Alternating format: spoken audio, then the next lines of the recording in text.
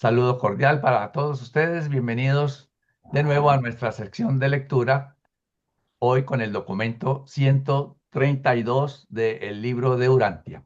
Antes de iniciar, vamos a colocar esta actividad en presencia de nuestro Padre.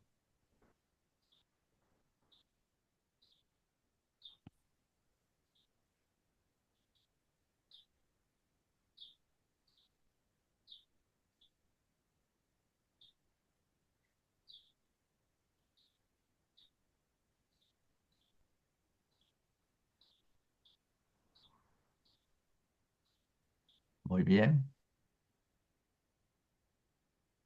Le doy la palabra entonces a Flor para iniciar. Buenas tardes a todos. El documento 132, la estadía en Roma. Les comento, el día de hoy el documento es un poco largo, entonces los invito a que apunten sus inquietudes y vamos a correr todo el documento, vamos a leer el documento completo y al final vamos a abrir la sesión de preguntas y respuestas a las inquietudes que haya. ¿De acuerdo? Bien. La estadía en Roma. Puesto que Gonod era portador de los saludos de los príncipes de la India para el gobernador romano Tiberio, los dos indios y Jesús comparecieron ante éste al tercer día de su llegada a Roma. El malhumorado emperador estaba excepcionalmente alegre ese día y conversó largo rato con los tres. Cuando ellos se hubieron retirado de su presencia, el emperador, refiriéndose a Jesús, le comentó al ayudante que estaba de pie a su diestra.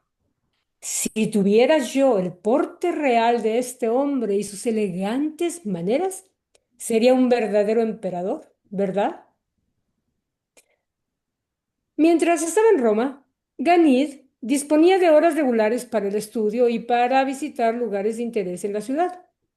Su padre tenía muchos negocios que hacer y deseando que su hijo madurara y creciera con la capacidad para sucederle dignamente en el manejo de sus vastos intereses comerciales, pensó que había llegado el momento de introducir al muchacho en el mundo de los negocios.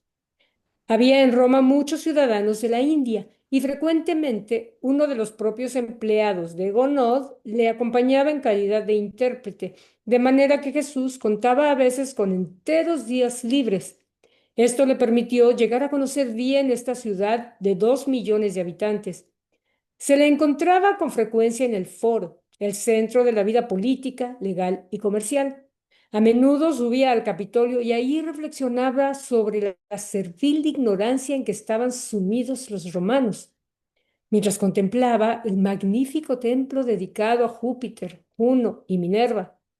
También pasaba mucho tiempo en la colina Palatina, asiento de la residencia del emperador, y el templo de Apolo y las bibliotecas griega y latina. En esta época el Imperio Romano incluía todo el sur de Europa, el Asia Menor, Siria, Egipto y el noroeste de África. Entre sus habitantes se contaban ciudadanos de todos los países del hemisferio oriental. Su deseo de estudiar y de mezclarse con este conjunto cosmopolita de mortales urantianos era la razón principal por la cual Jesús había convenido en participar en este viaje. Jesús aprendió mucho sobre los hombres durante su estadía en Roma, pero la más valiosa de las múltiples experiencias de su permanencia de 6 meses en esa ciudad fue su contacto con los líderes religiosos de la capital del imperio y la influencia que ejerció sobre ellos. Antes del fin de su primera semana en Roma, Jesús ya había localizado y conocido a los principales líderes de los cínicos, los estoicos y los cultos de misterio, en particular los del grupo mitraico. Supiera o no Jesús que los judíos rechazarían su misión, previó con toda seguridad que sus mensajeros no tardarían en llegar a Roma para proclamar el reino del cielo, y por lo tanto se dedicó a preparar de la manera más sorprendente el camino para la mejor y más segura recepción de su mensaje. Seleccionó a 5 entre los líderes de los estoicos, 11 entre los cínicos y 16 de los cultos de misterio, y pasó gran parte de su tiempo libre durante casi 6 meses en íntima asociación con estos maestros religiosos. Fue este su método de instrucción.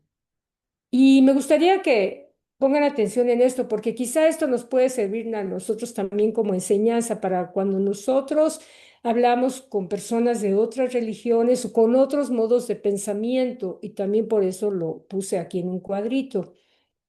Bien, repito, fue este su método de instrucción. No atacó nunca sus errores, ni tampoco mencionó jamás los defectos de las enseñanzas de estos líderes. En cada caso, seleccionaba la verdad dentro de lo que enseñaban y la embellecía e iluminaba ante sus ojos, de manera que en muy breve tiempo esta expansión de la verdad desplazaba por sí sola el error que la acompañaba. Así pues, estos hombres y mujeres aleccionados por Jesús se preparaban para el posterior reconocimiento de verdades adicionales y similares en las enseñanzas de los primeros misioneros cristianos.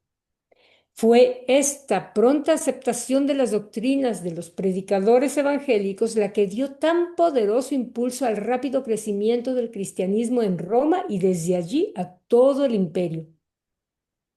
La importancia de este notable hecho se puede entender mejor cuando registramos el hecho de que de este grupo de 32 líderes religiosos enseñados por Jesús en Roma, solo 2 fueron infructuosos. Los otros 30 se convirtieron en individuos fundamentales en el establecimiento del cristianismo en Roma y algunos entre ellos contribuyeron incluso a convertir el principal templo mitraico en la primera iglesia cristiana de esa ciudad.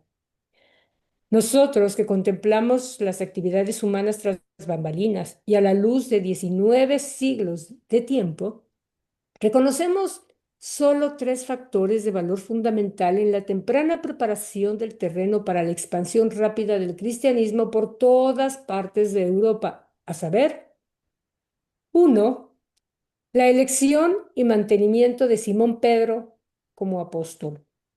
2, la conversación en Jerusalén con Esteban, cuya muerte condujo a la conversión de Saulo de Tarso. 3, la preparación preliminar de estos 30 romanos para el subsiguiente liderazgo de la nueva religión en Roma y en todo el imperio.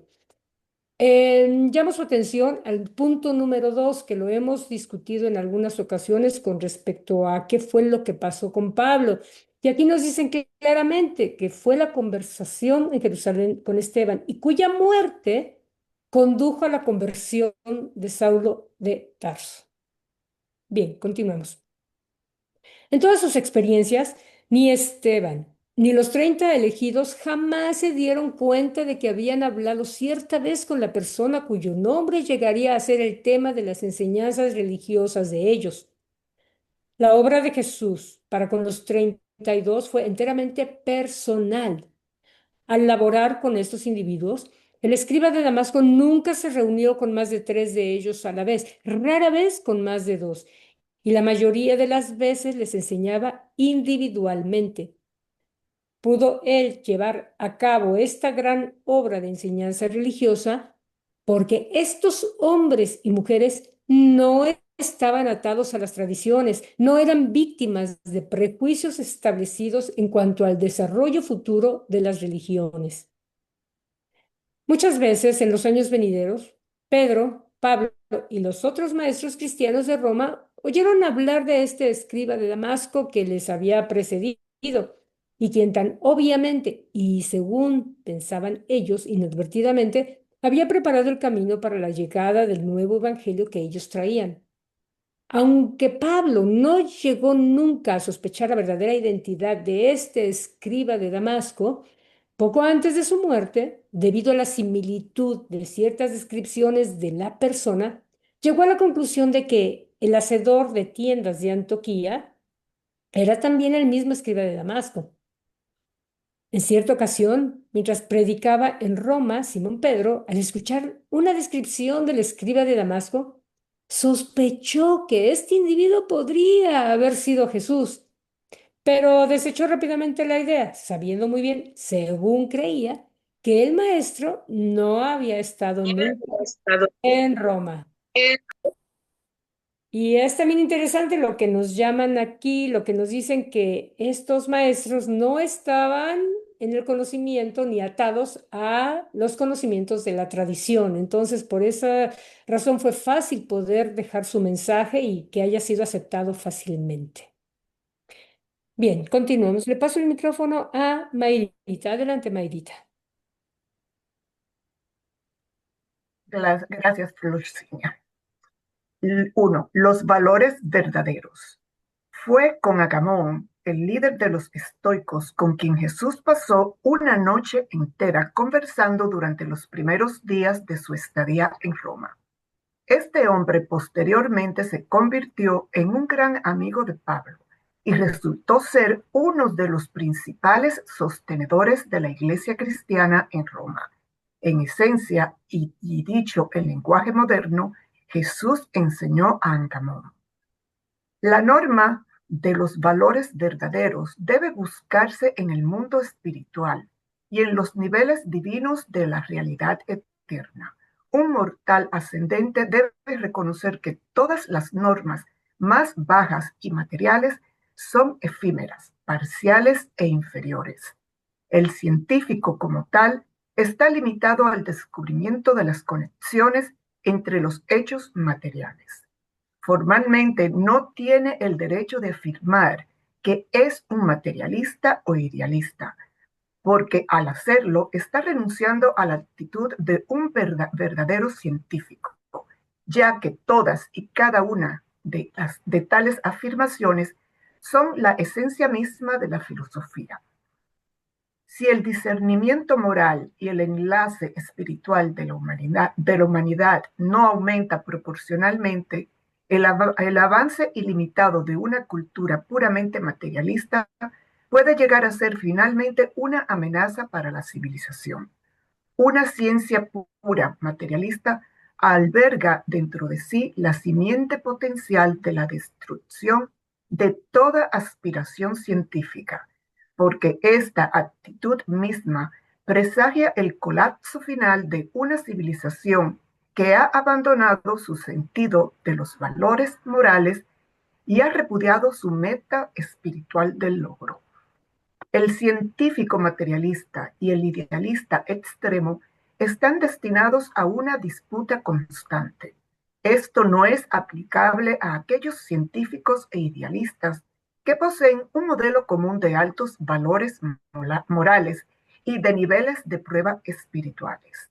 En toda época, los científicos y los religiosos deben reconocer que están a prueba ante el tribunal de la necesidad humana. Deben rechazar toda guerra entre ellos a la que han de luchar valientemente para justificar su supervivencia mediante una mayor devoción al servicio del progreso humano. Si la llamada ciencia o religión de una época determinada es falsa, deberá entonces purificar sus actividades o desaparecer antes del surgimiento de una ciencia material o una religión espiritual de un orden más digno y verdadero. Le paso el micrófono a Flor. Muchas gracias, Mayrita. Este numeral es muy hermoso. Dos, el bien y el mal. Mardus era el líder reconocido de los cínicos de Roma y se convirtió en un gran amigo del escriba de Damasco. Día tras día conversaba con Jesús y noche tras noche escuchaba su enseñanza suprema. Entre las conversaciones más importantes con Mardus estuvo aquella destinada a responder a la pregunta de este sincero cínico sobre el bien y el mal. En esencia y con terminología del siglo XX, Jesús dijo: Hermano mío, el bien y el mal no son sino palabras que simbolizan niveles relativos de la comprensión humana del universo observable. Si eres éticamente holgazán y socialmente indiferente, puedes tomar como tu norma del bien las costumbres sociales corrientes. Si eres espiritualmente indolente y sin anhelos de progreso moral, Puedes tomar como norma del bien las prácticas y tradiciones religiosas de tus compañeros, perdón, de tus contemporáneos. Pero el alma que sobrevive más allá del tiempo y que emerge en la eternidad debe hacer una elección viviente y personal entre el bien y el mal, tal como están definidos por los verdaderos valores de las normas espirituales establecidas por el Espíritu Divino que el Padre Celestial ha enviado a residir dentro del corazón del hombre. Este espíritu residente es la norma de la supervivencia de la personalidad. La bondad, al igual que la verdad, es siempre relativa e infaliblemente está contrastada por el mal. Es la percepción de estas cualidades de bondad y verdad la que capacita a las almas evolutivas de los hombres para tomar las decisiones personales de elección que son esenciales para la supervivencia eterna. El individuo espiritualmente ciego, que sigue lógicamente los dictados de la ciencia, las costumbres sociales y el dogma religioso, está en grave peligro de sacrificar su libertad moral y de perder su libertad espiritual. Tal alma está destinada a convertirse en un papagayo intelectual, un autómata social y un esclavo de la autoridad religiosa. La bondad siempre avanza hacia nuevos niveles de creciente libertad, de autorrealización moral y de alcance de la personalidad espiritual. El descubrimiento del ajustador residente y la identificación con él.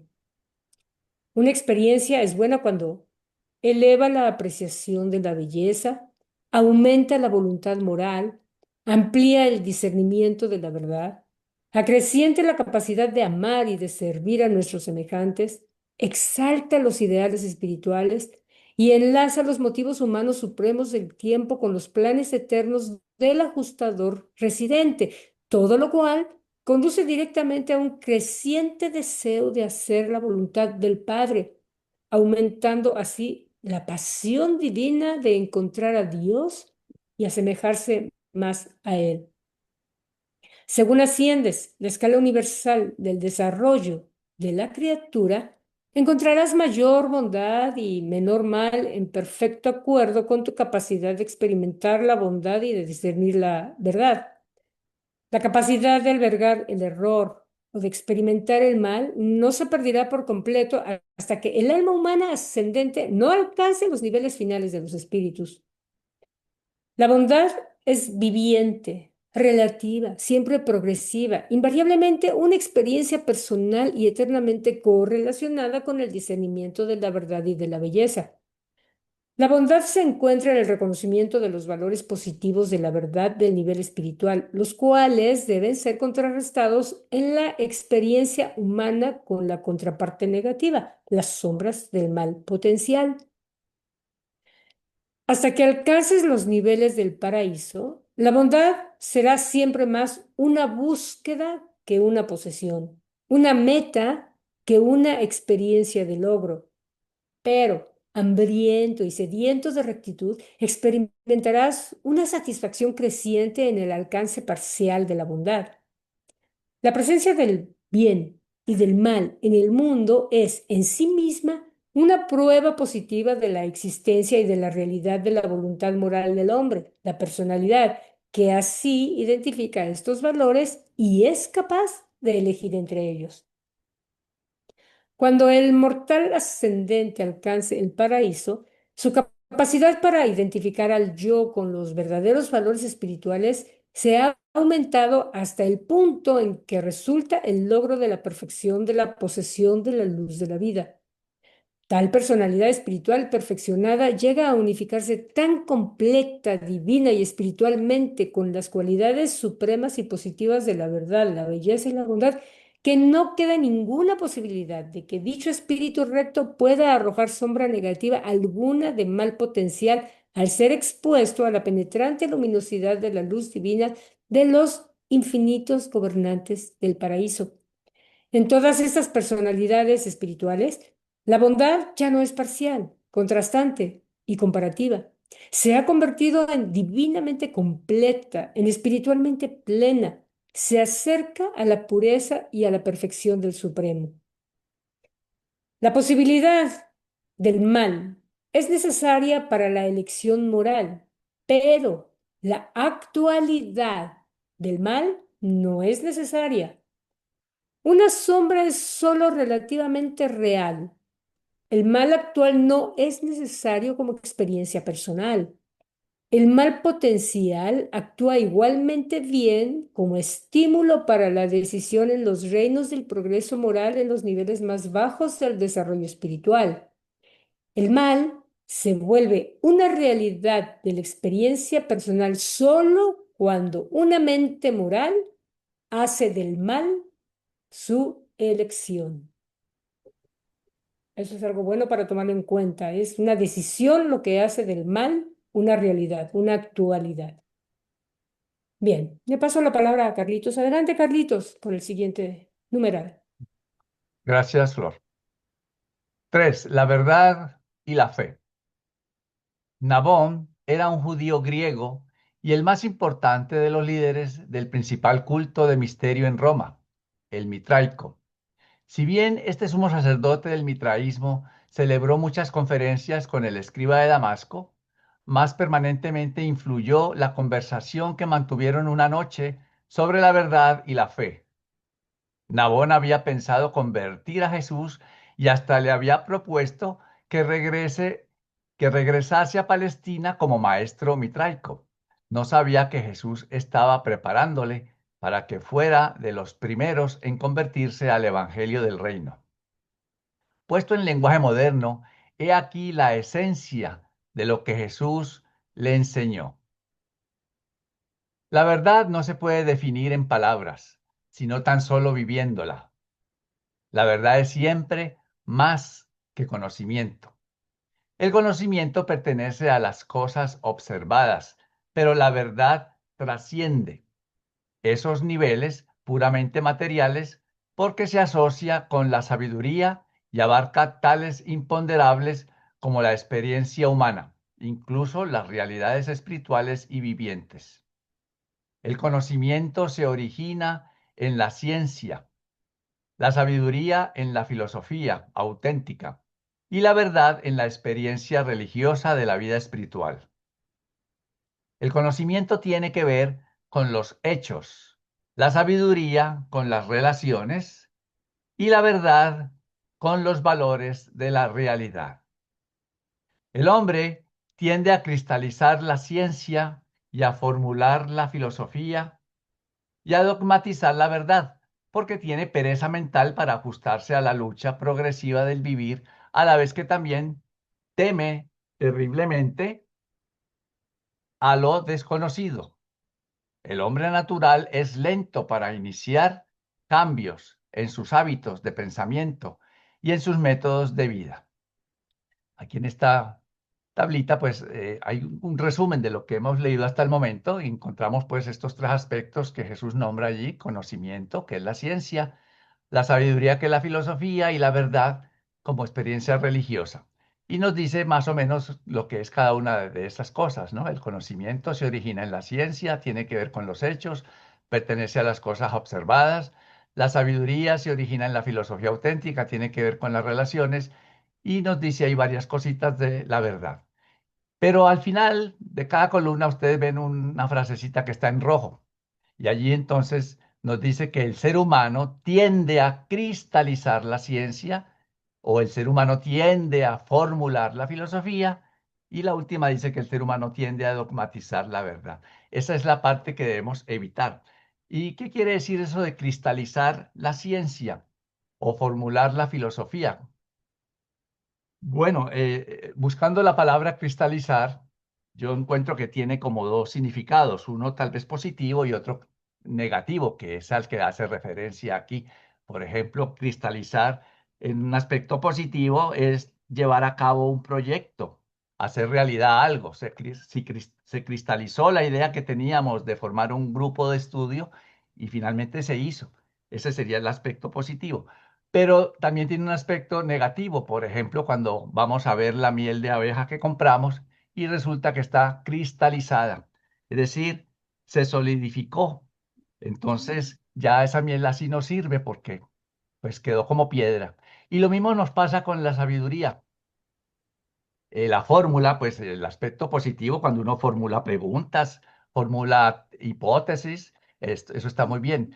Pero el otro aspecto, que en este caso sería negativo, pero en la realidad pues no es negativo, es cuando se hacen fórmulas matemáticas, fórmulas de geometría. Por ejemplo, hay una fórmula para investigar o averiguar el área del triángulo. Y esa fórmula es así, eso no se puede tocar, ya está hecha y hasta ahí llegó. Pues entonces, si la sabiduría la formulamos de esa manera, también podríamos decir que hasta ahí llegó la filosofía, la sabiduría, y si la ciencia se cristalizó, hasta ahí llegó la ciencia, no progresaría más. Y con la verdad, si se dogmatiza, pues bien sabemos que un dogma es una creencia indiscutible, se tiene por cierta y no hay forma de ver si eso es así o no es así, sino que simplemente no hay forma de discutir un dogma. Entonces, cuando llegamos a esos tres casos de cristalizar el conocimiento, formular la sabiduría y dogmatizar la verdad, pues entonces hasta ahí llegamos realmente. Y todo eso ocurre, como nos lo dice el parrafito anterior, porque el ser humano tiene pereza mental para ajustarse a la lucha progresiva del vivir, a la vez que también teme terriblemente a lo desconocido. El hombre natural es lento para iniciar cambios en sus hábitos de pensamiento y en sus métodos de vida. Entonces, ese es un resumen de lo anterior. Ahora seguimos leyendo aquí, dice la verdad revelada. Y noten ustedes que ya no es la verdad solamente, tiene como yo le llamo un apellido, o sea, un adjetivo. No es cualquier verdad, es la verdad revelada, la verdad descubierta personalmente. Y dice que esa verdad es el deleite supremo del alma humana. También nos dice que esa verdad es la creación conjunta de la mente material y del espíritu residente. Noten aquí que cuando el espíritu residente, que es el ajustador de pensamiento, se une a nuestra mente, pues se crea el alma, ya eso lo sabemos. Pero también aquí vemos que también se crea otra cosa. ¿Qué es lo que se crea? La verdad revelada. La cuestión es que esa verdad revelada no surge así como el alma y quedó ya lista. No, eso va a tener un proceso que vamos ya mismo a mirar cómo es que es. La salvación eterna de esta alma que discierne la verdad y que es amante de la belleza está asegurada por el hambre y la sed de bondad que conducen a este mortal a desarrollar una singularidad de propósito dedicado a hacer la voluntad del Padre, a encontrar a Dios y asemejarse a Él. Nunca hay conflicto entre el verdadero conocimiento y la verdad.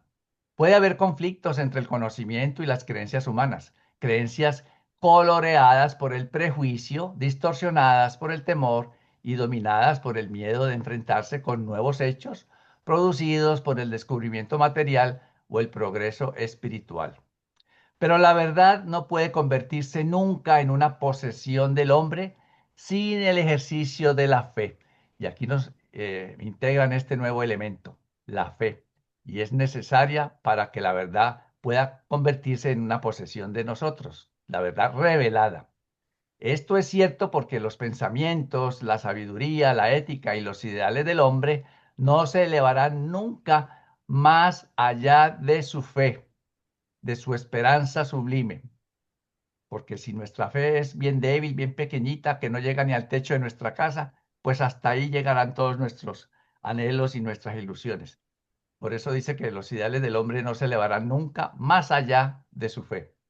Y toda esta fe verdadera se basa en la reflexión profunda, la autocrítica sincera y una conciencia moral intransigente. La fe es la inspiración de la imaginación creativa espiritualizada. Entonces, aquí en este cuadrito he colocado tres factores que hay en este triángulo. En la parte de arriba vemos el ajustador de pensamiento, la chispa divina. Luego, a nuestra izquierda, lo que somos nosotros, ¿no? Nuestra herencia, que es el ADN, la parte genética, biológica, y el medio ambiente, nuestro bagaje social, cultural, religioso, etcétera, que todo eso es lo que nos va formando a nosotros a medida que vivimos esos ambientes. Y al otro extremo tenemos el espíritu de la verdad y he colocado allí elemento común. ¿Por qué? Porque el ajustador de pensamiento es especial de cada uno de nosotros. Mi ajustador es el mío y cada uno de ustedes tiene el suyo. No es el mismo para todos. Cada uno tiene su ajustador. Nuestra herencia, nuestro ADN, nuestro medio ambiente, eso también es único de cada uno de nosotros. Nadie ha vivido las mismas experiencias ni tiene la herencia genética que tengo yo, por ejemplo. Entonces eso me hace a mí único y a cada uno de ustedes, ustedes son únicos. No hay otro igual a cada uno de ustedes. Eso es común para cada uno. Perdón, común no, exclusivo de cada uno. La herencia y el ajustador. Pero el espíritu de la verdad sí es un elemento común, porque el espíritu de la verdad al cual yo tengo acceso es el mismo al que ustedes tienen también acceso. Es el espíritu de la verdad, es el mismo para todos. Entonces esos tres puntos son muy importantes. Y en la mitad he puesto la fe, que como ya le vimos, es importante porque de acuerdo a esa fe es que vamos progresando en la verdad revelada, que es el deleite supremo del alma.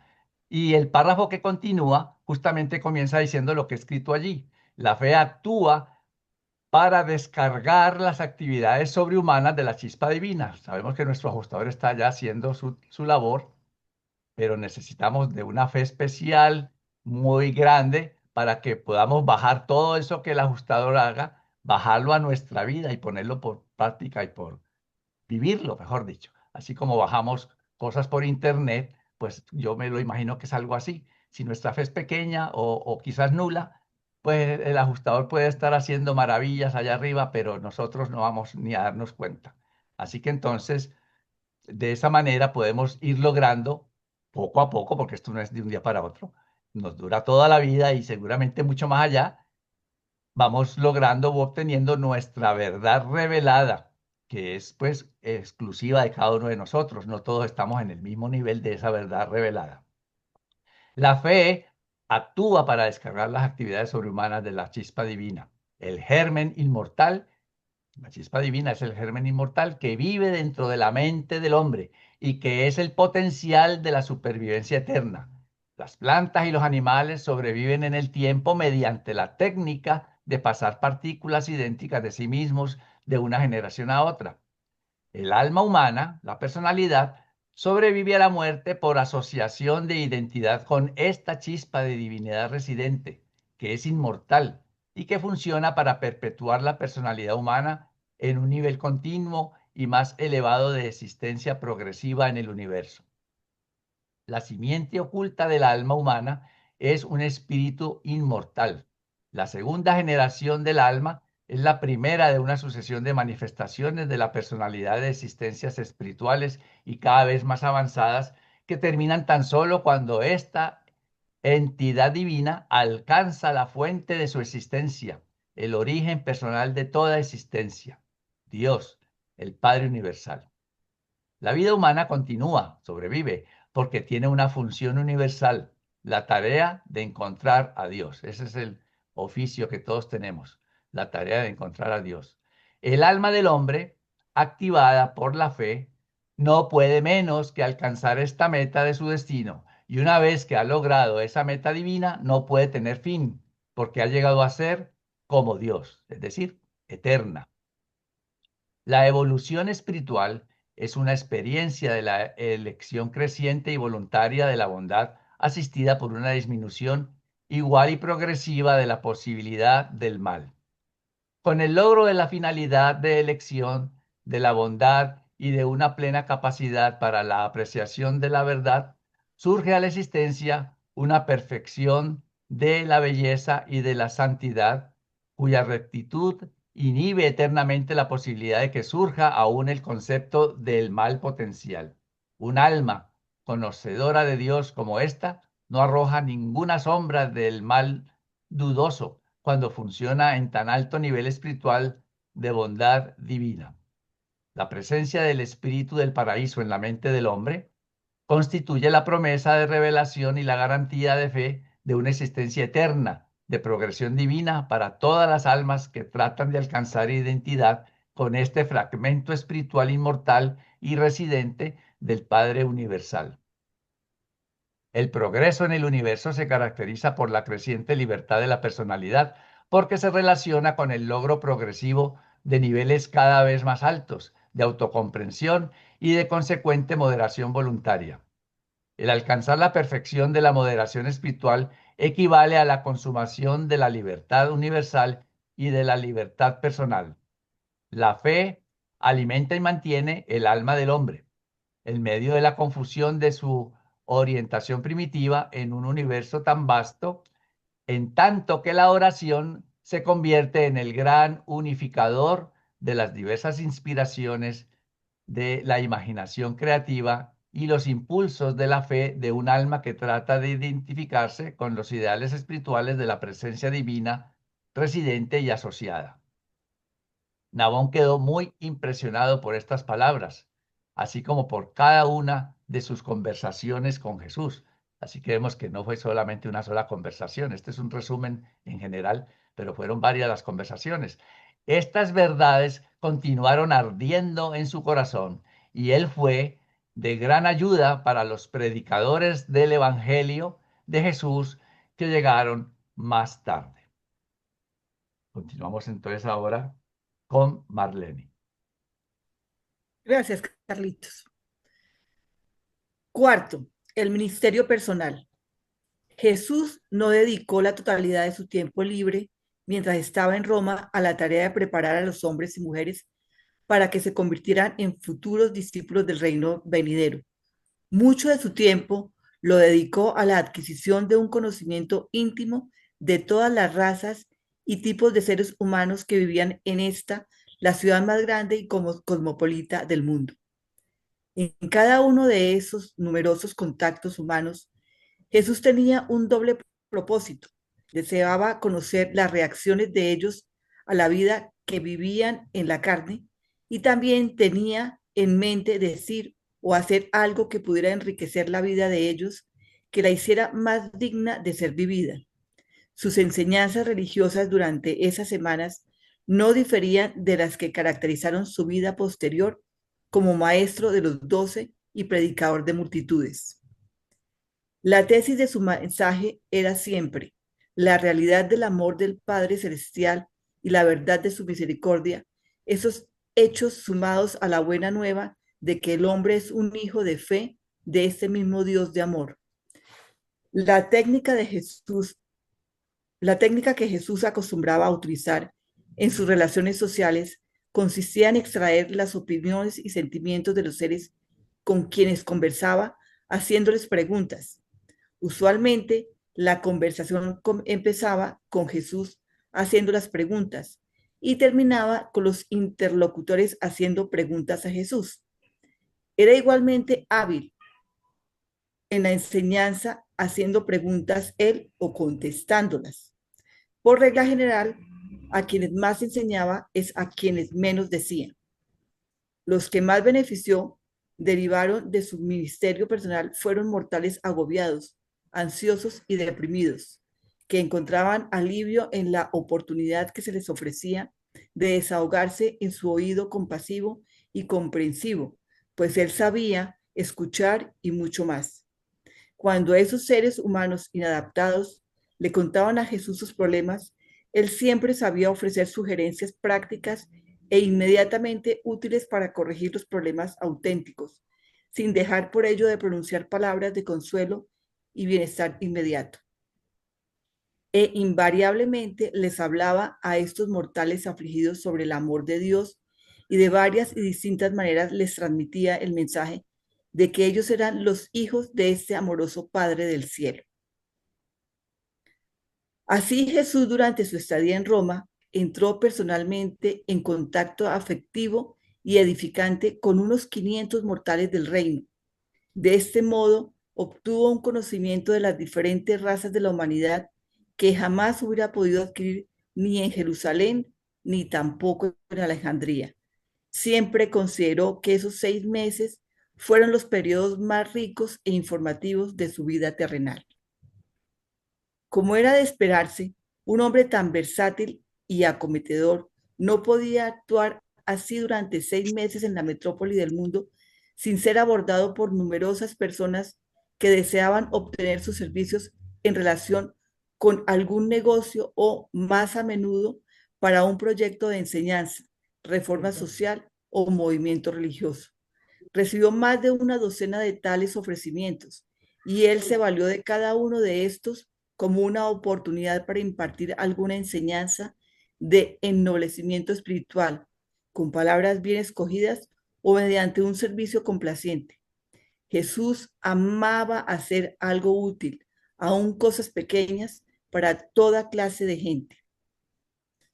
Sostuvo una conversación sobre política y asuntos de Estado con un senador romano, y este único encuentro con Jesús tanto le impresionó a este legislador que pasó el resto de su vida tratando en vano de convencer a sus colegas que cambiaran el curso de la política reinante a partir de la idea de un gobierno que mantenía y alimentaba al pueblo a la de un pueblo que mantuviera al gobierno. Jesús pasó una noche conversando con un rico amo de esclavos, le habló del hombre como hijo de Dios y al día siguiente este hombre, Claudio, otorgó la libertad a 117 esclavos. Cenó con un médico griego, le recordó que sus pacientes tenían mente y alma, además de cuerpo, y de allí en adelante, este hábil médico intentó un servicio más amplio para con sus pacientes. Jesús conversaba con toda suerte de personas, de todos los ambientes y profesiones. El único lugar que no visitó en Roma fueron los baños públicos.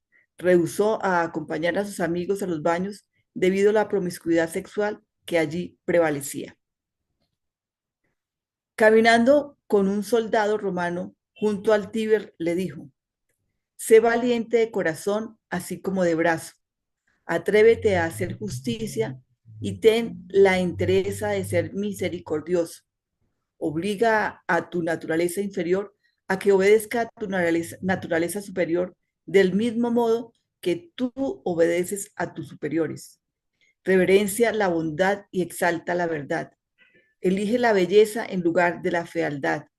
Ama a tus semejantes y acércate a Dios con todo tu corazón, porque Dios es tu Padre en el cielo.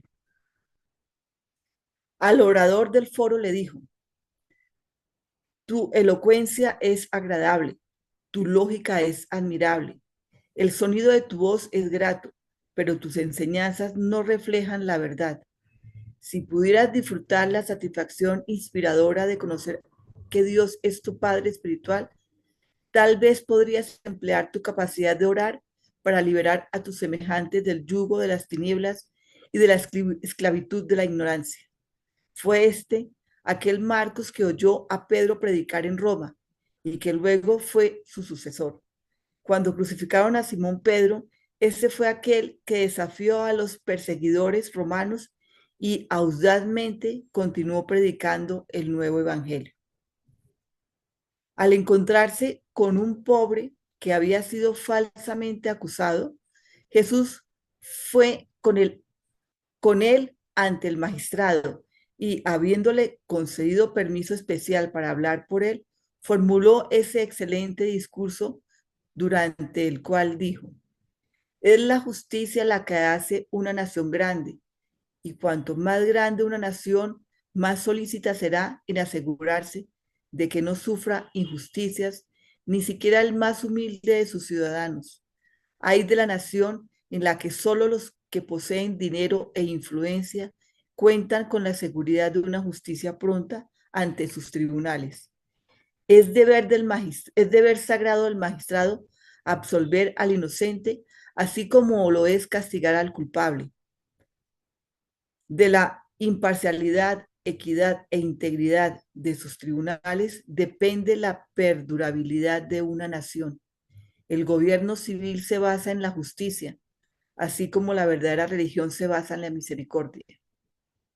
El juez volvió a abrir el caso y, después de examinar las pruebas, exoneró al prisionero. De todas las actividades de Jesús durante este periodo de ministerio personal, esa fue la que más se acercó a una aparición pública. Qué bello. Jesús siempre rescataba lo más bonito de las personas. Le cedo la palabra a Carlitos. Gracias, Marlene. 5. Los consejos para un rico. Cierto hombre rico ciudadano romano y estoico, se interesó vivamente en las enseñanzas de Jesús, que le había sido presentado por Angamón. Después de muchas conversaciones privadas, este rico ciudadano le preguntó a Jesús qué haría él con la riqueza si la tuviera. Y Jesús le respondió: dedicaría la riqueza material al mejoramiento de la vida material, así como dedicaría el conocimiento, la sabiduría y el servicio espiritual al enriquecimiento de la vida intelectual, al ennoblecimiento de la vida social y al adelanto de la vida espiritual. Administraría la riqueza material como guardián prudente y eficaz de los recursos de una generación para el beneficio y el ennoblecimiento de la generación próxima y de las generaciones sucesivas. Pero el rico no estaba del todo satisfecho con la respuesta de Jesús. Se atrevió a preguntar nuevamente: ¿pero qué crees tú que deba hacer un hombre en mi posición con su riqueza? ¿Debo quedarme con ella o debo repartirla? Cuando Jesús se dio cuenta de que este hombre deseaba sinceramente conocer más profundamente la verdad sobre su lealtad a Dios y su deber para con sus semejantes, le dijo además: mi buen amigo, entiendo que buscas sinceramente la sabiduría y que honestamente amas la verdad. Por eso pienso exponer mi punto de vista sobre la solución de tus problemas relacionados con las responsabilidades de la riqueza. Lo hago porque tú has solicitado mi consejo, y al ofrecértelo no estoy pensando en la riqueza de ningún otro hombre rico.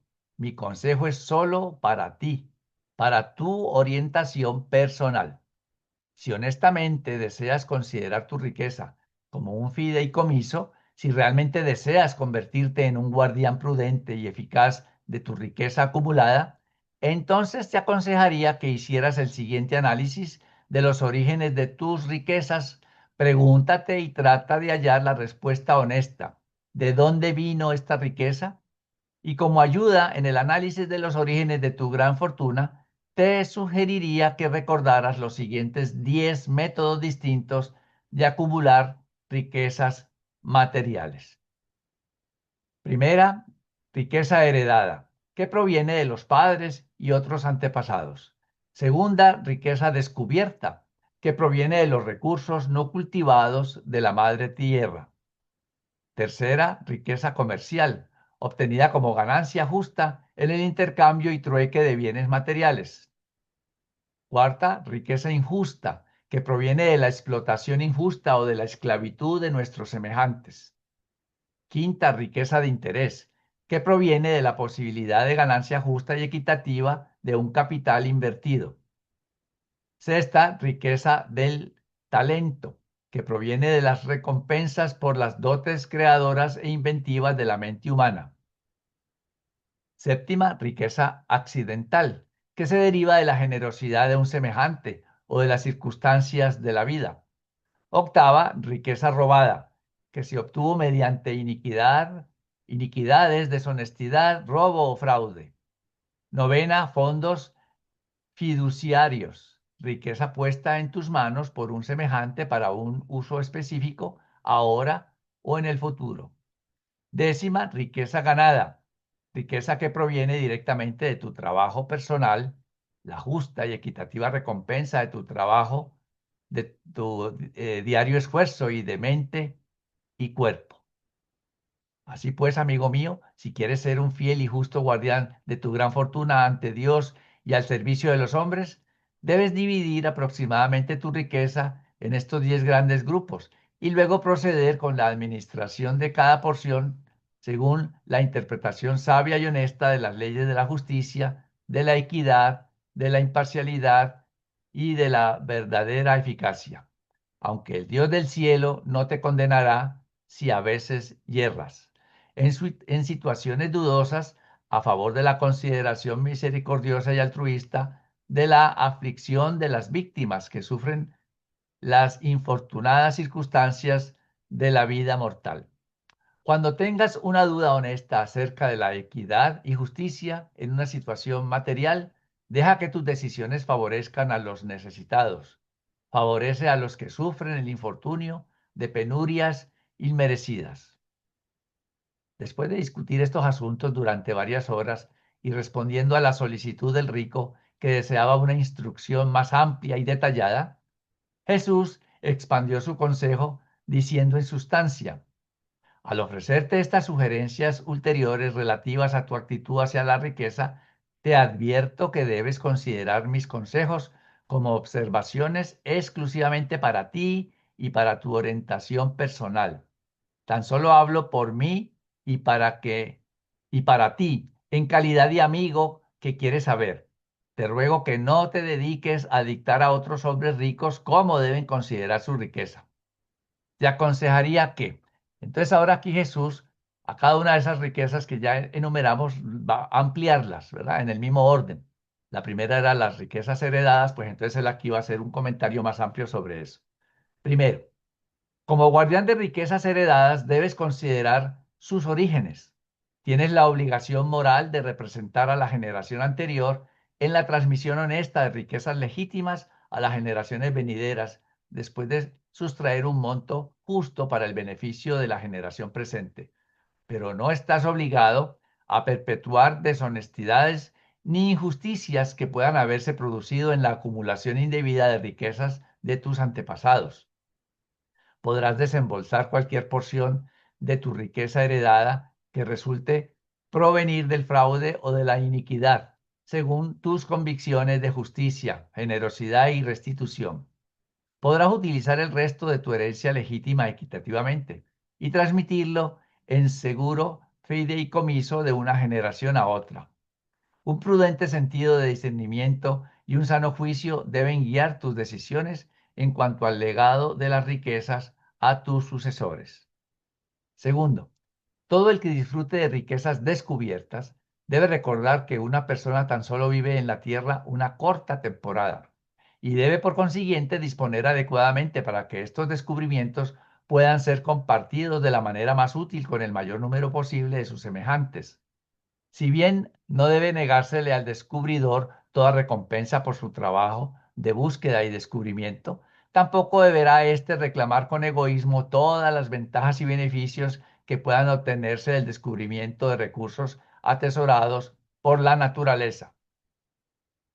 Tercero, hasta tanto los hombres elijan conducir los negocios del mundo mediante el comercio y el trueque, tienen derecho a una ganancia justa y legítima. Todo comerciante merece un pago por sus servicios. El mercader tiene derecho a su salario. La equidad en el comercio y el trato honesto acordado a los semejantes en el negocio organizado del mundo crea muchos y diversos tipos de riqueza por ganancia, y cada una de estas fuentes de riqueza debe juzgarse según los principios más elevados de la justicia, la honestidad y la equidad. El mercader honesto no debe dudar en recibir la misma ganancia que con equidad le otorgaría a su colega en una transacción similar. Aunque este tipo de riqueza no es idéntico a los ingresos ganados individualmente, cuando los negocios se llevan a cabo en gran escala, al mismo tiempo, esta riqueza acumulada honestamente le otorga a su poseedor una considerable equidad que le asegura el derecho de tener voz en las decisiones relativas a su distribución subsiguiente. Cuarto, ningún mortal que conozca a Dios y trate de hacer la voluntad divina podrá caer tan bajo como para participar en la opresión mediante el poder de la riqueza. Ningún hombre de noble corazón podrá dedicarse a acumular el poder de la riqueza mediante la esclavización o la explotación injusta de sus hermanos en la carne. Las riquezas son una maldición moral y un estigma espiritual cuando provienen del sudor del hombre mortal oprimido. Toda riqueza así obtenida debe ser restituida a quien le fuera de esta manera robada, o a sus hijos o a los hijos de sus hijos. No puede edificarse una civilización perdurable sobre la práctica de robarle al trabajador su salario. Quinto, la riqueza honesta tiene derecho a cobrar interés. Hasta tanto los hombres pidan prestado y reciban préstamos, puede recaudarse un justo interés siempre y cuando el capital prestado provenga de una riqueza legítima. Purifica primero tu capital y podrás entonces reclamar el interés. No permitas que tu codicia te haga caer en la práctica de la usura. No permitas que tu egoísmo te lleve a emplear el poder del dinero para ganar ventajas injustas sobre tus semejantes en dificultades. No caigas en la tentación de recibir usura de tu hermano que está en apuros financieros. Sexto, si llegas a la riqueza por tu talento, si tus riquezas se derivan de las recompensas por tus dotes de inventiva, no pretendas una porción injusta de tales recompensas. El talento le debe algo tanto a sus antepasados como a su progenie. También le debe a su raza, a su nación y a las circunstancias de sus descubrimientos e invenciones. También debe recordar que elaboró y llevó a cabo sus invenciones en su calidad de hombre entre los hombres. Al mismo tiempo, sería igualmente injusto privar al talentoso de toda posibilidad de aumentar su riqueza. Será por siempre imposible que los hombres establezcan leyes y reglas que se puedan aplicar igualmente a todos los problemas relacionados con una distribución equitativa de la riqueza. Primero debes reconocer al hombre como tu hermano, y si deseas honestamente hacer por él lo que quisieras que él hiciese por ti, los dictados elementales de la justicia, la honestidad y la equidad te guiarán en la disposición justa e imparcial de todos los problemas recurrentes de la recompensa económica y la justicia social. Séptimo, a excepción de los honorarios justos y legítimos correspondientes a la tarea de la administración, ningún hombre debe reclamar para sí una riqueza que el tiempo y la ocasión puedan haber depositado en sus manos. Las riquezas accidentales deben ser consideradas en cierto modo como un fideicomiso que ha de administrarse para beneficio del propio grupo económico o social. A los poseedores de tales riquezas se les debe conceder la voz principal en la determinación de una distribución prudente y efectiva de estos recursos no ganados. El hombre civilizado no siempre considerará todo lo que controla como su posesión personal y privada. Octavo, si una porción determinada de tu fortuna se ha obtenido a sabiendas mediante el fraude, si alguna parte de tu riqueza ha sido acumulada mediante prácticas deshonestas o métodos no equitativos, si tus riquezas provienen de tratos injustos con tus semejantes, apresúrate a restituir estos bienes mal habidos a sus legítimos dueños. Haz plena retribución y de este modo limpia tu fortuna de toda riqueza mal habida. Noveno, la administración de la riqueza de una persona para el beneficio de otras es una responsabilidad solemne y sagrada. No comprometas ni pongas en peligro ese fideicomiso. Toma para ti de un fideicomiso tan solo lo que cada hombre honesto permitiría. Décimo, esa parte de tu fortuna que corresponda a lo que ganaste con tus propios esfuerzos mentales y físicos, si has hecho tu trabajo en justicia y equidad, es verdaderamente tuya. Ningún hombre podrá negarte el derecho de conservar y usar esa porción de tu riqueza, siempre y cuando el ejercicio de este derecho no perjudique en modo alguno a tus semejantes. Cuando Jesús hubo terminado su discurso, este romano rico se levantó de su silla y al darle las buenas noches, le hizo esta promesa. Mi buen amigo, percibo que eres hombre de gran sabiduría y bondad, y mañana mismo comenzaré a administrar mis bienes de acuerdo con tu consejo. Vemos cómo estas instrucciones que da Jesús ahí, pues nos pueden a nosotros de alguna manera dar una guía, aunque se insiste mucho allí en que eran unos consejos personales para esa sola persona. Pero si fueran tan personales y exclusivos, los reveladores no nos lo hubieran puesto ahora. Quizás están allí porque nos pueden servir de guía. Lo dejo ahora con Marlene. Adelante. Gracias, Carlitos. Sexto, Ministerio Social. Aquí en Roma fue donde también ocurrió ese conmovedor evento en el cual el creador de un universo pasó varias horas en devolver un niño perdido a su ansiosa madre. Este niño se había alejado de su casa y Jesús lo encontró llorando desconsoladamente. Él y Ganit iban camino a las bibliotecas pero se ocuparon de llevar al niño a su casa. Ganit nunca olvidó el comentario de Jesús. ¿Sabes, Ganit, que la mayoría de los seres humanos son como este niño perdido? Lloran de temor y sufren de pena la mayor parte del tiempo, sin ver que en verdad no están sino a corta distancia del amparo y la seguridad, así como este niño estaba en realidad muy cerca de su casa. Los que conocen el camino de la verdad y disfrutan la seguridad de conocer a Dios, deberían considerar que es un privilegio para ellos y no un deber ofrecer orientación a sus semejantes en sus esfuerzos por encontrar las satisfacciones de la vida. ¿Acaso no fue para nosotros una satisfacción sublime ayudar a este niño a volver a donde su madre? Del mismo modo, los que conducen a los hombres a Dios experimentan la satisfacción suprema del servicio humano. A partir de ese momento y por el resto de su vida, Ganit estuvo siempre atento por si se perdía un niño para devolverlo a su hogar. Había una viuda con 5 hijos cuyo marido había muerto accidentalmente. Jesús le contó a Ganit cómo había perdido a su padre en un accidente y muchas veces fueron ambos a llevar consuelo a esta madre y a sus hijos, mientras que Ganit le pidió dinero a su padre para proveerles alimento y ropa. No cesaron en esfuerzos hasta conseguir trabajo para el hijo mayor, para que de este modo pudiera ayudar a mantener a la familia. Esa noche, al escuchar Gonot la crónica de estas experiencias, le dijo a Jesús de muy buen talante: me propongo hacer de mi hijo un erudito o un hombre de negocios, y vienes tú y lo conviertes en filósofo y filántropo. Y Jesús sonriendo replicó: quizás consigamos las 4 cosas.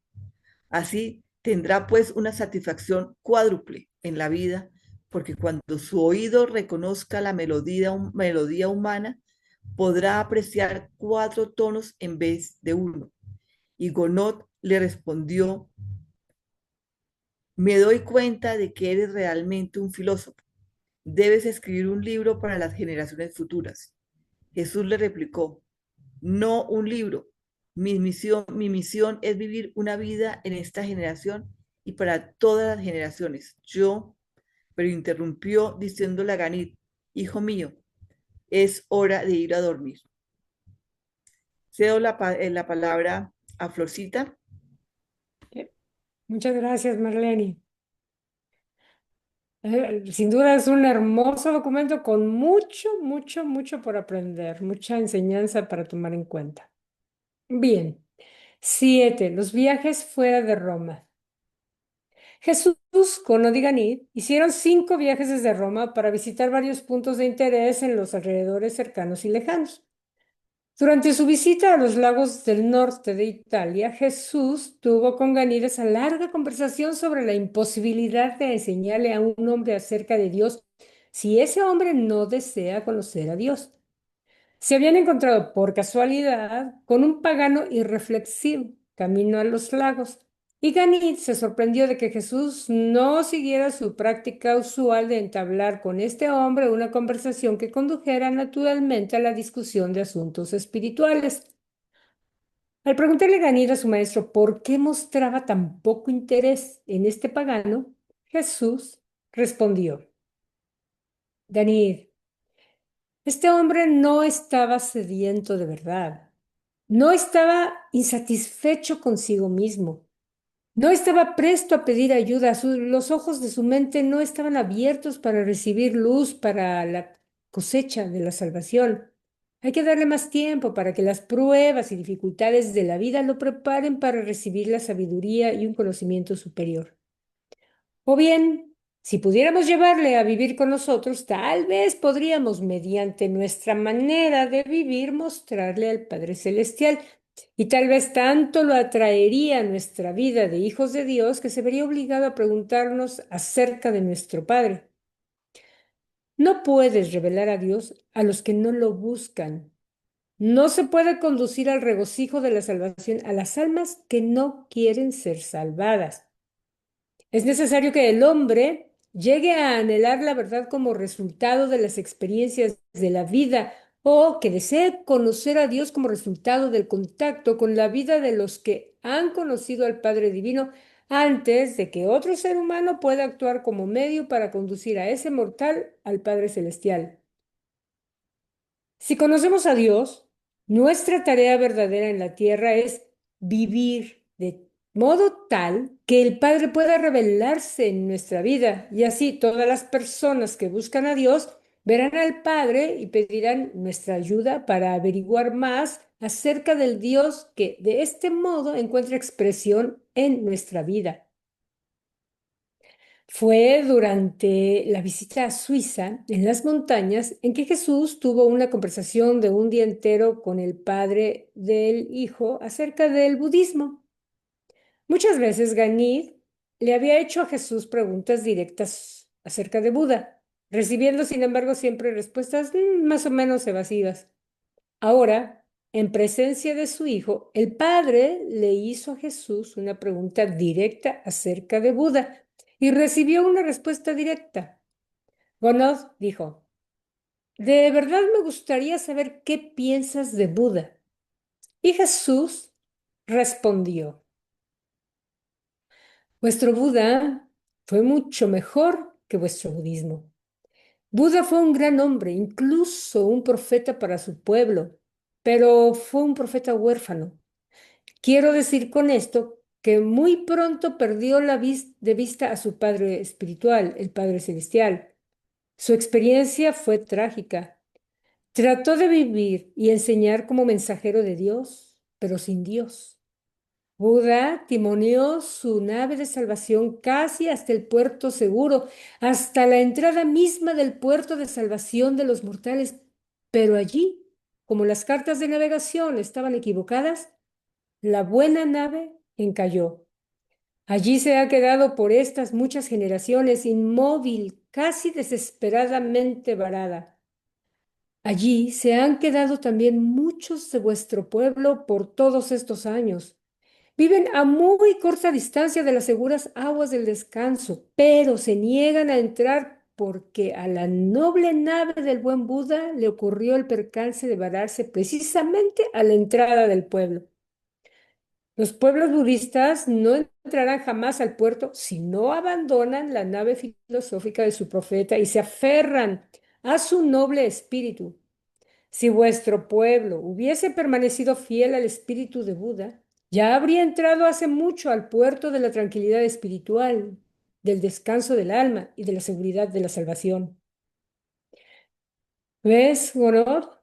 Buda conocía a Dios en espíritu, pero no supo descubrirle claramente en la mente. Los judíos descubrieron a Dios en la mente, pero no supieron mayormente conocerle en espíritu. Hoy los budistas dan tumbos dentro de una filosofía sin Dios, mientras que mi pueblo está lastimosamente esclavizado al temor de un Dios sin una filosofía salvadora de vida y libertad. Vosotros tenéis una filosofía sin Dios. Los judíos tienen un Dios, pero carecen en gran parte de una filosofía de la vida pertinente. Buda, al no conseguir ver a Dios como espíritu y como padre, no consiguió ofrecer en su doctrina la energía moral y el poderoso impulso espiritual que debe poseer una religión si ha de cambiar a una raza y ha de exaltar a una nación.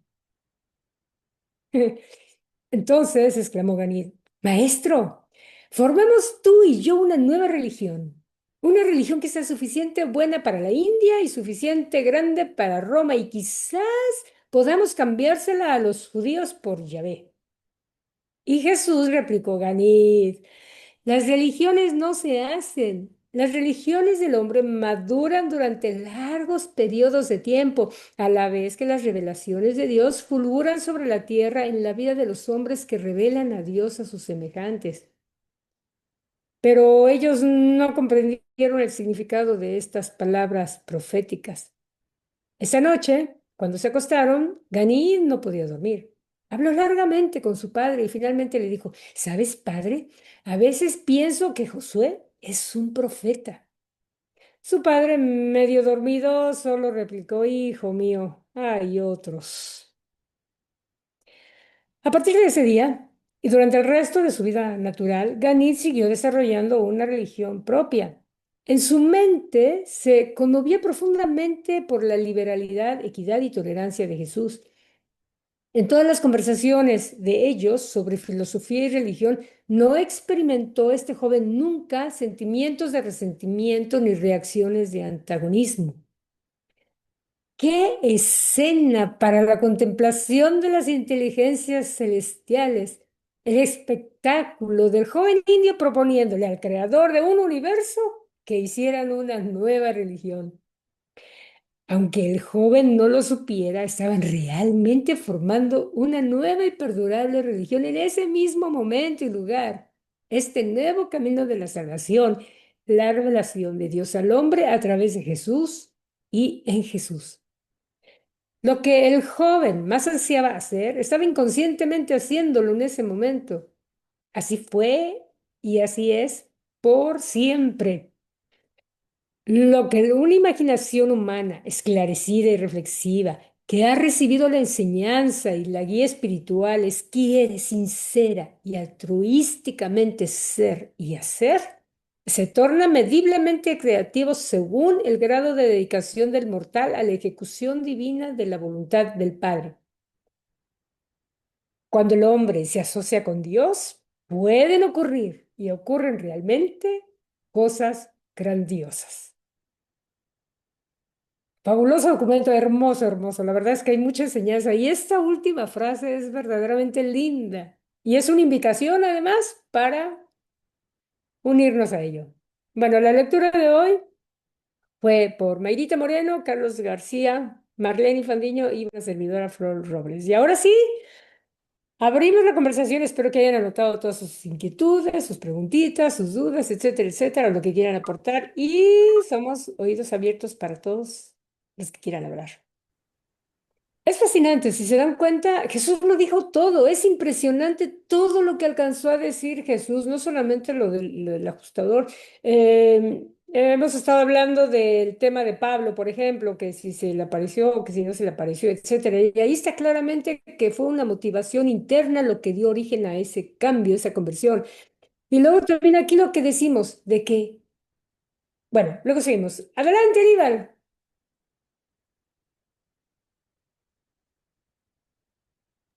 Una pregunta, ¿los 30 de Roma se podría pensar que fueron como escogidos porque se venía algo muy grande? Mira, a mi entender, simplemente Jesús estuvo buscando a los líderes de esas determinadas religiones y no es que se veía algo muy grande, lo que pasa es que él en ese viaje iba sembrando lo más que pudiera de su enseñanza y obviamente escogió a esos líderes para que dentro de los conceptos de sus religiones, bueno, también insertar su propio conocimiento, su propia enseñanza y que después cuando llegaran los demás, los otros personajes, personas que traían esas enseñanzas, al reforzar un poco lo que era la enseñanza original, más lo que dijo Jesús, más la mezcla con las tradiciones, esa enseñanza nueva que llegaba se reforzara y diera mayor fruto. Es lo que yo entiendo de eso. No necesariamente que eran apuntados especialmente, ni, o sea, pienso que simplemente eran líderes y Jesús previó que podían trascender sus enseñanzas a través de ellos. Es como yo lo entiendo, es mi percepción personal. Eh, pues es que yo pienso que desplazar el paganismo y el mitraísmo en un imperio como el romano, después de haber sido perseguidos precisamente por ese imperio, fue un cambio muy grande. Con tiempo yo creo que la verdad se va asentando, los conocimientos se van asentando, claro, o sea, nada se hace de la noche a la mañana. Tan es así que esta revelación, nuestra quinta revelación, el libro Durantia, nos lo dieron para 1000 años. Entonces, imagínate, apenas, ¿en cuánto vamos? Ni 100. Entonces, no me imagino cómo, o sea, a mí me encantaría ver nuestro mundo ya en luz y vida, pero obviamente estamos demasiado lejos de ello. El libro Durante trae muchísimas cosas que no sabíamos, modifica muchos detalles, como decía Jaime, corrige y aumenta las anteriores, pero una cosa es también conocerlas, otra cosa es vivirlas y otra cosa es que den resultado. Y de aquí a que se vea un resultado, creo que nos falta muchísimo. O sea, apenas estamos hablando de sembrar algo que eventualmente llevará a nuestro mundo hacia el camino que después lo llevará hacia luz y vida. O sea, estamos bien atrasados, la verdad. Y en ese tiempo, bueno, lo que Jesús sembró, pues en un momento en que a lo mejor no hay una imprenta para preservar los hechos o las palabras tal como las dijo, pues obviamente se iban a mezclar con tradiciones y con modos de pensamiento que iba a tardar tiempo, ¿no? Y tan es así que mira lo que nos llegó, o sea, de Jesús nos llegó bien poquito, la verdad, de todo lo que dijo, y vemos que lo dijo todo. Entonces, pues... Solamente hay que echarle ganas, o sea, tener realmente la necesidad de saber, de conocer y el deseo de ayudar a que nuestro mundo sea mejor, que nuestro mundo cambie. Pero para eso hay que trabajar, o sea, es una responsabilidad y no se hace de la noche a la mañana. Ojalá y por lo menos pudiéramos, como siempre digo, formar una masa crítica que contagie al resto, pero creo que todavía nos falta bastante.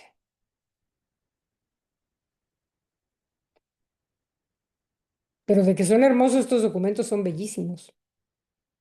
Esto último que dice que con Dios todo se puede, y grandes cambios pueden suceder. Eso es bien bonito, creo yo. Yo sé, están pensando, están filosofando en su mente que están digiriendo el documento. A ver, Rafael, adelante. Ok. Eh, yo lo que me gustó muchísimo fue la imagen del niño, el niño extraviado y el símil que utilizó Jesús para decir que así estamos todos. Es exactamente, yo creo que lo hizo para que Ganide entendiera que así estamos todos, así estamos toda la humanidad, perdidos y que estamos separados solamente por una distancia pequeña hacia el Padre, ¿no? Pero que Sí. nos sentimos desesperados y nos sentimos solos, desamparados. Ujú. Entonces, me gustó ese pasaje muchísimo. Estoy de acuerdo contigo y es bien interesante porque nada más imaginen qué sucedería si en nuestro mundo, de entrada todos supiéramos que tenemos un fragmento del Padre en nuestra mente. O sea, es un concepto que también ya existía porque mucha gente, que la chispa divina, que el yo divino dentro de mí, o sea, se sabe, no es algo desconocido, pero ahora gracias al libro Durante sabemos exactamente cómo sucede eso. ¿Qué pasaría si todos los seres humanos del planeta supieran que tienen un fragmento del Padre, que se pueden comunicar directamente con el Padre? Y como bien tú dices, estamos ahí a un pasito, ahí está, pero lo andamos buscando en todos lados menos dentro de nosotros mismos. Ujú. Sí, me llama mucho la atención una corriente filosófica actual que se llama el panpsiquismo, que considera bueno, uno de los grandes problemas de la filosofía actual es definir qué es la conciencia, el estudio de la conciencia. Nadie sabe definirla correctamente. Y yo considero que obviamente eso no se va a poder definir de una forma racional, tiene que ser una inspiración emocional, mental, racional, conectada con el espíritu, ¿no? ¿Sí? Para entender qué cosa es la conciencia. El simplemente entender quién es el que habita en este cuerpo, que no es este cuerpo, ¿no? Entonces, y bueno, el panpsiquismo es una corriente filosófica que como que es un mecanismo de huida, un mecanismo en el que dice, bueno, no podemos definir qué cosa es la conciencia, entonces vamos a decir que todo en el universo es consciente. O sea, que las piedras son conscientes, que la mesa es consciente, que todos tienen grados de conciencia, ¿no? Entonces, la conciencia es algo que existe en el universo y que es inherente a la materia. Entonces, es- y actualmente todos los filósofos que van en esa dirección cada vez ganan más adeptos. Sin embargo, ya apareció alguien que cuestionó eso y dice, bueno, ok, si todo es consciente, ¿cómo es posible que un ser humano sea más consciente que una piedra? Porque hay diferencias, ¿no? Hay diferencias entre conciencias. Es más consciente a lo mejor un gato que una piedra, pero es más consciente un humano que un gato. Entonces, Ujú. ¿en qué radica esa diferencia?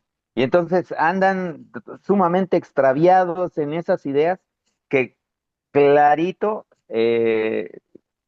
me hace recordar el niño extraviado de Jesús. Ujú. Exactamente. Y bueno, es, pero, pero también otra cosa que me llama la atención es que eh, nadie que no quiera puede ser salvado o buscar a Dios sin querer, ¿no? Debe existir una voluntad propia por querer abrazarlo y encontrarlo. Claro, sí. Eh, Gracias. Gracias, Rafael. Sí, el tema de la conciencia es interesante. De hecho, hay estudios, Stuart Hameroff, un científico, un médico anestesiólogo también, está estudiando profundamente el tema de la conciencia. Y pronto la ciencia irá dando resultados o irá dando más conocimiento de lo que es la mente, el cerebro y cómo trabaja la mente, ¿no? Ujú. Y otro tema, bueno, le voy a dar la palabra a Aníbal, pero no más quería saber, decir que también lo que comentó Carlito sobre el tema de la fe, o sea, creo que no hemos entendido todavía a profundidad lo que es la fe y es un tema sumamente interesante también. A ver, Aníbal, adelante. Eh, sí, bueno, si todos en el planeta supiéramos que teníamos un ajustador, entonces no habrían guerras, porque si yo sé que eso es un tabernáculo divino, yo no te podría atacar. Claro. Entonces, eso pienso yo acerca de ese comentario que hiciste. La otra es acerca, bueno, lo último de la fe. A mí me parece que la fe es un puente muy importante porque no tenemos la capacidad de entender y de comprender lo grande que es Dios. Es que no podemos, no nos cabe, no tenemos la capacidad para eso. Entonces, yo creo que la fe es eso. Entonces, para mí la fe es muy importante para confiar en que existe algo superior y muy grande y que nosotros somos de eso que es tan grande. Somos y venimos y vamos para allá. Es, yo no sé, puede ser que yo esté equivocado acerca de lo de la fe. La otra cosa acerca de la conciencia. Si estos científicos y filósofos supieran lo que nosotros sabemos acerca de los 7 ayudantes de la mente y de dónde viene la mente, yo creo que estarían de estar dando vueltas como el perro que se da vuelta a sí mismo buscando la cola y dele y dele y dele y no la alcanza nunca. Entonces, si ellos tuvieran un poquitico de fe, eh, lograrían entender de que sí estamos perdidos y estamos perdidos con el Papá Dios dentro de nosotros mismos.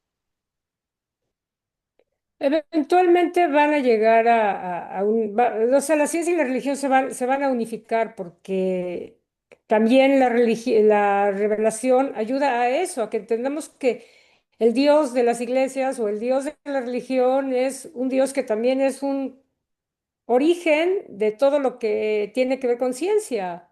O sea, Imagínate cuándo se han imaginado, por ejemplo, a Dios, de entrada, la cantidad de personalidades que se derivan de él.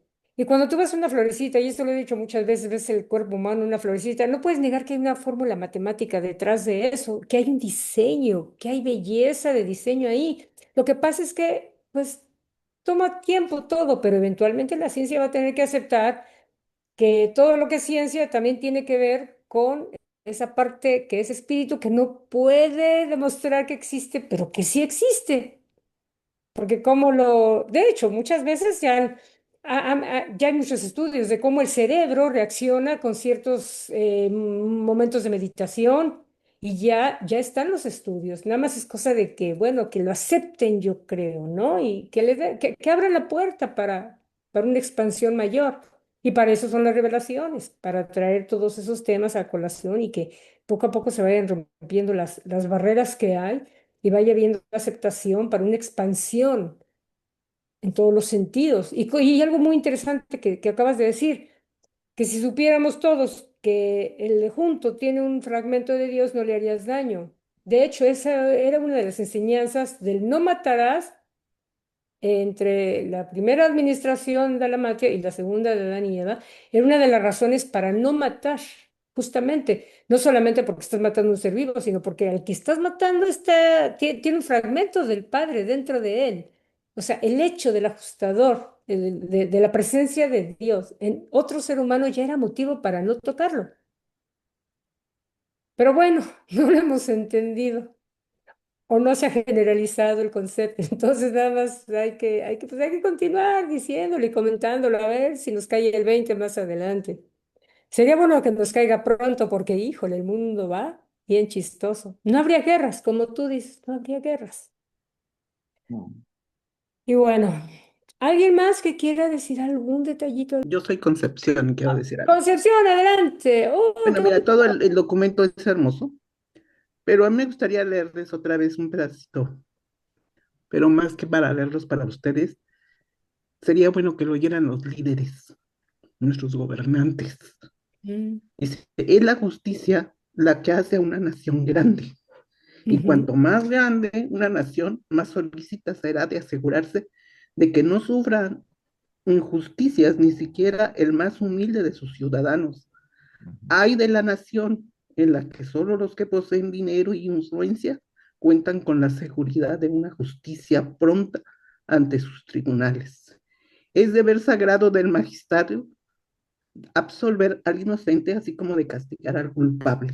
De la imparcialidad, equidad e integridad de sus tribunales depende la perdurabilidad de una nación. El gobierno civil se basa en la justicia. Tal vez habrían que leer esto los gobernantes del mundo. Gracias. Gracias, Concepción. De hecho, eso que tú acabas de leer es impresionantemente fuerte. Ojalá y lo pudiéramos compartir. Y las razones de la riqueza también, porque por ahí le cabe también a varios que ejecutan acciones no muy adecuadas allá arriba. Pues sí, Por esa misma razón, por poder y riqueza, ¿no? pues sí, Por control. pues, Entonces, la tarea es compartirlas. pues sí, Ujú. así es. Gracias, Concepción. Ah, Muy adecuado tu comentario. Gracias. ah, Carlitos, adelante. Gracias, Flor. Pues entonces, después de leer este documento que tiene realmente muchas cositas muy interesantes, los quiero invitar para la próxima semana, el documento 133, que ya regresan o salen de Roma para hacer pues el viaje de regreso, que también tiene cosas bien bonitas y que podemos discutir y hablar, porque realmente hay mucho, mucho que sacar de allí. Los invito entonces para el próximo jueves. Les agradezco su participación, su asistencia y les deseo un buen resto de día o de noche y un feliz fin de semana. Nos vemos entonces el próximo jueves con el favor de Dios. Que esté muy bien. Gracias. Muchas gracias a todos por estar aquí. Un abrazo fuerte. Hasta luego, hasta luego.